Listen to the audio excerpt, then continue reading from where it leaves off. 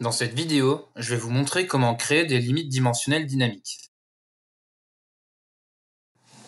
Posons la problématique.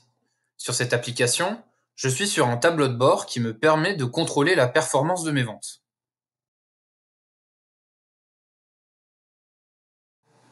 Dans un premier temps, je vais créer un diagramme à barres en utilisant des éléments principaux.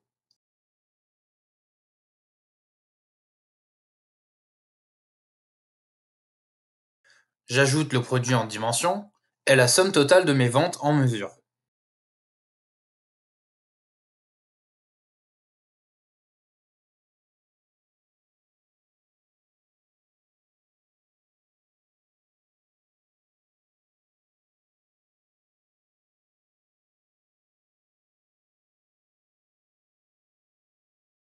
Après avoir paramétré mon objet tel que je le souhaite, on observe que le diagramme est illisible.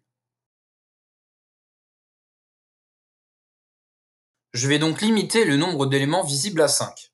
Pour cela, je vais dans les propriétés de ma dimension et je fixe ma limite.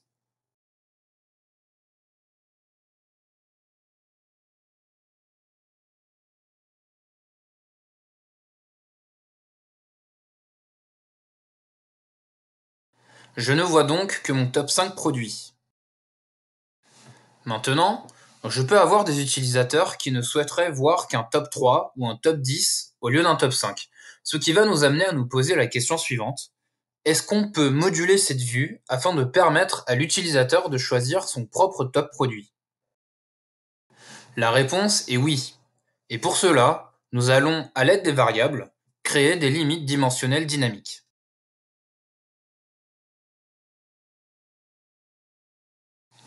Pour répondre à ma problématique, je vais tout d'abord commencer par créer une variable. Je clique sur l'interface de gestion des variables et je crée une variable que j'appelle vTopProduit. Je laisse cette variable à vide.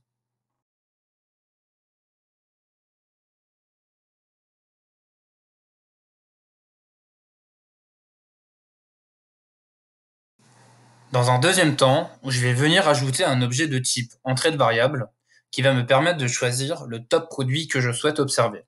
Dans les paramètres de cet objet, j'appelle la variable que j'ai créée précédemment.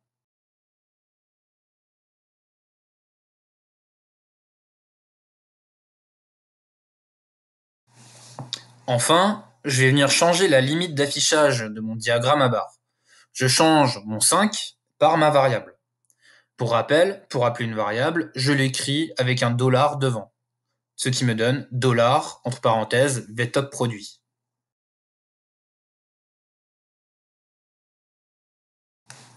Je teste, et on voit bien que ma vue se module selon la valeur que j'ai en entrée. Si je tape 3, j'ai un top 3, et si je tape 6, j'ai un top 6. Voilà comment on peut utiliser les variables afin de moduler vos indicateurs et rendre votre outil plus flexible.